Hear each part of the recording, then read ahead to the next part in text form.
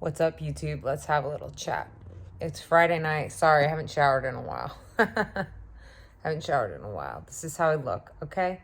Let's just have a little chat because it's Friday night and I have had 3 months, let's say. This movie was supposed to have been filmed like 3 months ago. I don't remember when, but it got postponed because of COVID. So I've had 3 months to work on this film. 3 months. Today's the 20th, the 21st. We start shooting on the 16th. So that's 16th or the 18th. I can't remember. I think the 18th. Anyway, so that's like, say that's like 18 days plus 10. So I have about a month to work on it. So I should have been working on it the whole time. I should have been working on it every day. I should be working on my craft every single day, okay? You want to be good at what you do, you need to work on it every day. You want to be a professional bodybuilder, you're at the gym every day. You want to be a professional basketball player, you're practicing every day. When I was a professional dancer, I danced every day. If you want to be a professional actress, you should be working on your craft every day. The problem is with Hollywood, it doesn't matter. That's the problem. But if you want to be good, and if you want to be great, you probably should work on your craft. A lot of people don't care because anybody with money can make a movie. You know what I mean? But if you want to be good, like I've been taking acting lessons since 2003. Okay, since 2003. And it is now 2022. So that's what, 20 years? Okay, so I've been working and taking acting classes, working on my craft for 20 years. Okay, what credits do I have? I have a couple credits. I have a couple credits, couple film credits, couple TV credits.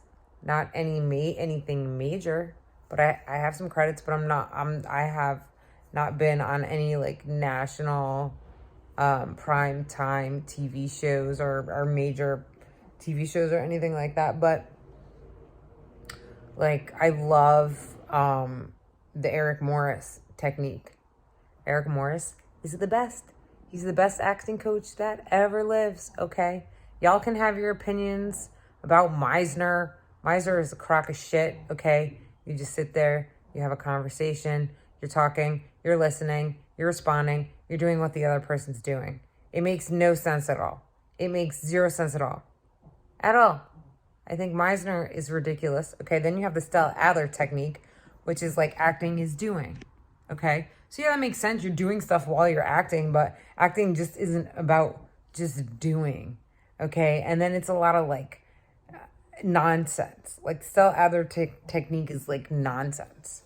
Okay, the Strasberg technique, Strasberg invented emotional recall.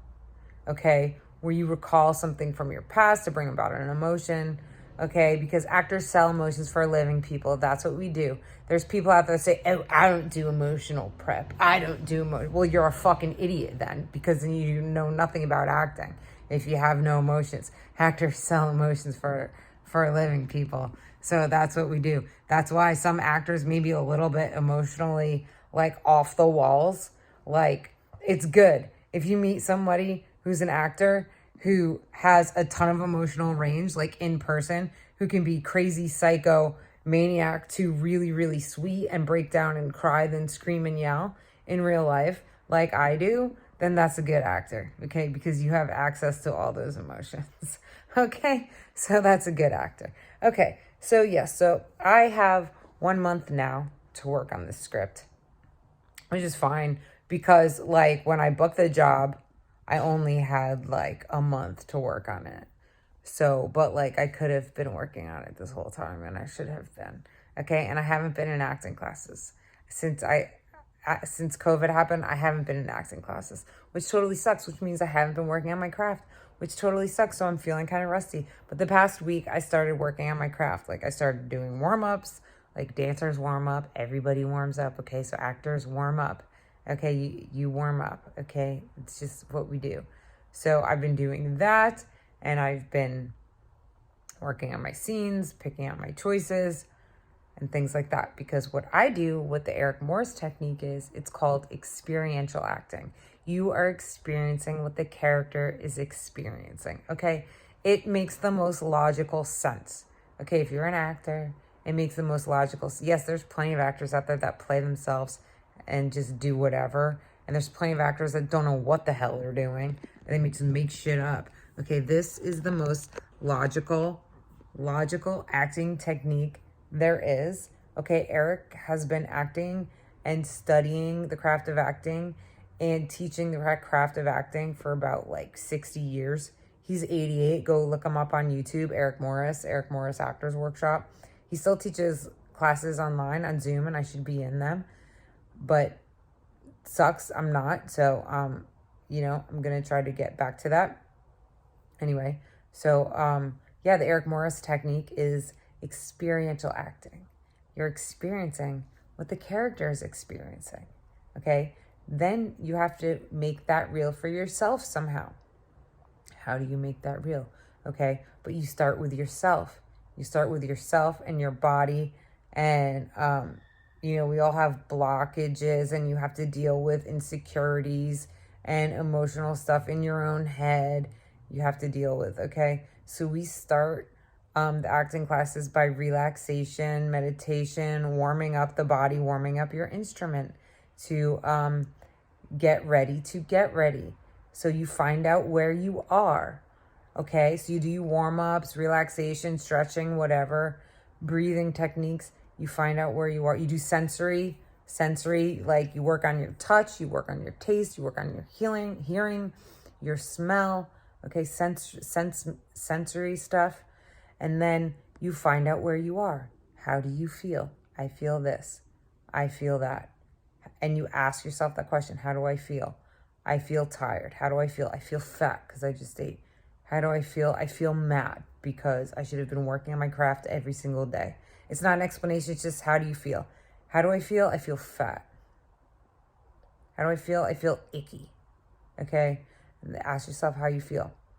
Because you have to take yourself from where you feel to where the character is feeling. Okay? So everybody's always like, what's my obligation? What's my obligation? What do I want? What do I want? Who, what, why, when, and where, and what do I want? No. Okay? It's like I guess, but it's like fake. It's like you're making shit up. Okay? It's in the script. It's in the writing. What's my obligation? Yeah, your obligation is good. What is my obligation? You read the scene, okay? In the scene, what is your obligation? My obligation is to feel the need to what? To do what? What are you doing in the scene? Obligation is to feel the need to what? Okay? So you figure that out. Okay? So then you have to take yourself from where you feel now to where the character is feeling. Okay? And you have to make choices. Okay? Who are you talking to? Okay? What is going on? You have to make choices for the person that you're in the scene with. Is it your sister, your mother, your lover, your brother? Who is it? And you have to make choices. And Eric always says available stimulus is the best. Okay? And then you start with yourself. You start with yourself. Okay? If you're in a romantic scene with a lover and you're in love and you're talking about love, well, you start with yourself. You start with yourself with love, and then you pick a choice that makes you feel love. But is there something about the person that brings about that love? Like, the person that you're working with is not going to be the person that you're in love with. So you have to bring that love about. So you can be like, what do I love? I love acting. I love the sun. I love Hollywood. I love my dog. Okay, start with yourself. But then you have to pick a choice that you're in love with. Okay, well, what do you love about this person? So available stimulus. What you can look at the person and say, oh, I love your hair. I love your hair color. I love your eyes. They're so pretty. I love that shirt. I love this. I love that. What do you love about them? Okay, so that brings about the love. And you have to pick a choice and you have to stick with it, because acting is not about words. Acting is not about what you're saying. It's about what comes from underneath of what you're saying. Okay, acting is not about the words. Okay, people? So anyway, so it's like a little bit of an explanation of the Eric Morris technique. It's called experiential acting and experiencing what the character is experiencing. Okay, so it is the most logical acting technique out there. And there's so many actors out there. Oh, I'm a method actor. I'm a method actor. Well, you don't even know what that means. Or there's actors like, oh yeah, I'm working on my craft. I'm working on my craft. Okay, you're working on your craft. But like, what specifically? Like, do you actually know what you're doing? Like, there's people that say, oh, I'm a method actor. Or like, I'm working on my craft. But you specifically don't even know the techniques that you're doing. Yeah, there's like actors out there that are like channeling. I'm channeling. I'm channeling. I'm channeling. What the fuck is that? Channeling. What are you channeling? Evil spirits? Like, do you even have a clue what the hell you're doing? God, it's people just fake it and just don't even know what the hell they're doing. Anyway, Eric Morris is the best. So he's written like 10 books. Go read his books. If you can, get into some of his classes. He's 88. He's sharp as a knife because he doesn't drink. He like never drank. He like never drank. So his brain is like spot on. So he's like sharp as a button, and I love him. He's the best. Thank God I got to learn from him. I moved here in 2015, 2014. I probably got in classes around 2015 or 16, 2015. I've been in and out of his classes since then. He's brilliant. He's brilliant. And like, it's kind of exhausting. When you're a professional, it's kind of exhausting. If you're a professional bodybuilder, you go to the gym every day. But like, so you have to work on your craft every single day. If you want to be good. If you don't, if you want to just, then don't. I don't really care. But like, if you want to be good, you got to work at it. So that's what I'm doing right now. I'm working at it. I just printed all my scenes. So I have I have 1, 2, 3, 4, 5, 6, 7 scenes. It's like pretty much a starring role. Okay, there's one other female.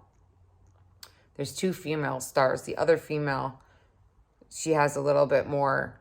She's in it longer than I am, but I'm pretty much like a starring role. Okay, and it's awesome. And I love the script. It's such good writing, and it's a cute story. It's called The Faithful Brethren of Pitt Street, and it's written by, it's being produced by Sidney Lamb, and it's written by his brother. My gosh, I should know this. This is horrible. I don't even know the writer's name. It's Sidney's brother. Okay, I should know this. I feel horrible that I don't have his name. His brother, Sidney's producing it, and he lives here, and his brother's in Boston right now, and they went to film school. He went to film school. I think he went NYU or something. Anyway, he was a writer, and this play went up in New York City in the 80s, and it's like a comedy dramedy. The script is so great, you guys, because it's like, it's got comedy, it's funny, you're gonna laugh, you're gonna cry, and that's why I loved this part so much, because I play Mona Moore, and the part, it's funny. It's a funny play. And Mona's emotional. She gets emotional and she has to cry. So like, she's like crying. I had to cry on cue. So like, I took a good week off of work just to work on this audition. And I nailed the audition, thank God. I really liked the script, and it was really cute. And it was an in-person audition. Thank God it wasn't a self-tape. Because, like, when you do self-tapes, you don't have somebody directing you, like, to tell you. And it's not the same. Like, when you go in person, it's like, I went in person to this audition, to Sydney's house, and they were so sweet, and he's so nice, and I nailed it, and he loved it, thank God. And he canceled all the rest of his auditions because he was so happy with what I did. He just offered me the part right there. And it's like, oh, such a blessing and such a good feeling. And I was praying. I was praying to get this part because I worked so hard at it. And I love acting. I love the craft of acting. Okay, I love it. I started acting classes a long time ago and just fell in love. Okay. And then Eric's technique is the best. Okay. You may say I'm very one side, very particular to his technique, but it's the best. It makes the most logical sense. I've studied Meisner. I've studied Stella Adler. This makes the most sense. Okay, Eric Morris is the best. So anyway, yeah, so that's what I'm doing. I'm working on that. So I have till the 18th to work on it. So I'm going to be dog walking and working on my movie, and it's awesome. I'm pretty much off a book. So it's more like about the characterization of it. It's more about the characterization. The characterization is more important than the lines. If you have the character down, it's more important than the lines. But it's important to be off a book word for word, rather than improv. There's actors out there that just smoke too much weed and can't memorize their lines, and they just make up their own stuff. And, whatever. I don't know. To each his own. But I'm a professional. So I memorize the lines. And I speed read. Speed reading. If you have a problem memorizing lines, speed reading is awesome. So you guys, this is my Friday night, and I'm going to go work on this movie. And that's what I'm going to be doing, is just walking dogs and working on this movie, because we start shooting, I think he said the 16th or the 18th, and it's getting exciting. I should have been working on this every single day. But I'm starting now, and I can't go backwards. So I'm starting now. I love the craft of acting, and this is why I got into acting, and I feel so excited and happy to be doing this movie, and I love it. I love the craft of acting. That's why I do it. Okay, I'm not doing it to be famous. It's because I love the craft and the technique of acting, and this is getting really exciting. And I've worked really, really hard my entire life. Since I was a kid, I've always wanted to do this since I was a kid, but I really started it took me a while to start getting serious about acting and studying the craft and the technique. So I've worked really hard at it my whole life, but you have to keep working at it. It's like, if you want to stay healthy and look good, you have to go to the gym every day. So you have to work on your craft every day. And it's hard because we get caught up in this world where we have to pay bills and things are expensive. And we want to enjoy our lives. So it's like if you're just working all the time and then working on your craft and working all the time and working on your craft, and then you're also in an industry where it's not even really about the craft. It's like you have to be good at it, but you also have to keep your mouth shut about politics and religion, because it's a business and you have to keep your mouth shut. And there's people out there that discriminate, okay? There's people out there that discriminate against me because of my political status or my religious status. They discriminate against you. They don't like your social media. It's like, dude, how about you stop discriminating, okay? They're promoting diversity because of discrimination, but yet they discriminate against specific political parties. So it's a bunch of hypocrisy, which is happening. So, and if it wasn't, so why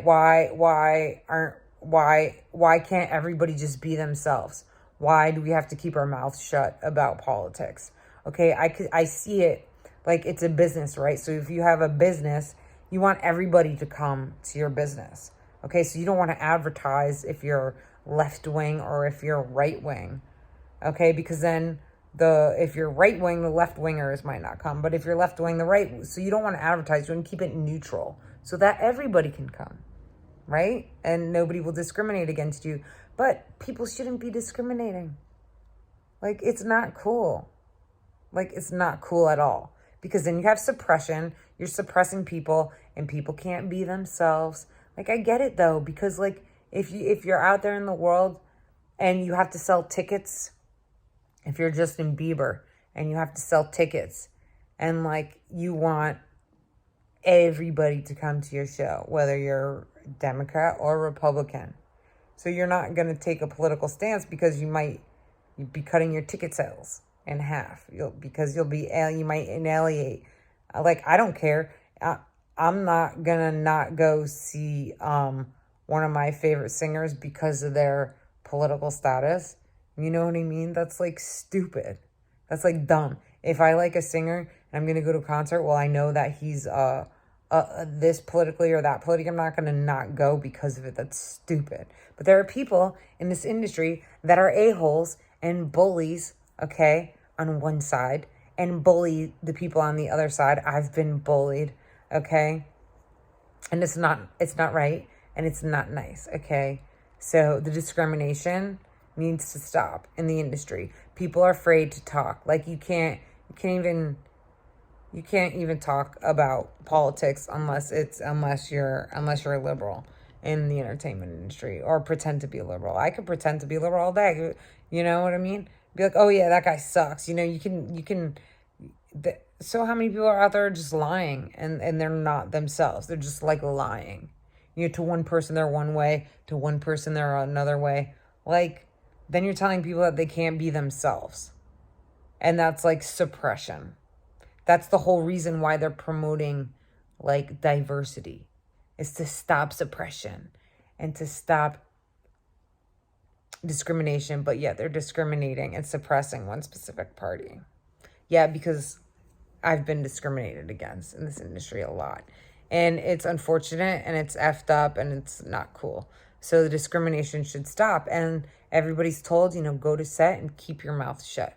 Keep your mouth shut. Yeah, like when I'm out and about, I don't talk about politics and stuff. Like, it's just ridiculous that people judge each other and they're not going to like you because of your there's so much hate in this world. It's just effed up. Like, I'm trying to focus on my craft and my technique and to stick to that, because that's what I love to do. And this industry is just like, you have to eat poop. You just have to eat poop all day long. You have to kiss the right person's ass, and you have to eat poop. And that's it. And just be like, okay. Now, if you're being molested or sexually abused like Todd Bridges or Corey Feldman, that's not cool at all. Like, his parents, Todd Bridges' parents, told him to go to set and keep your mouth shut, get sexually abused, and collect a check. Now, that's not cool at all, okay? That's not cool at all. And that went on for a long time until they finally fired one of the producers from the TV show. It was bad. That's horrific. Anyway, I'm going to get working. That's what's happening with me. Y'all have a blessed evening.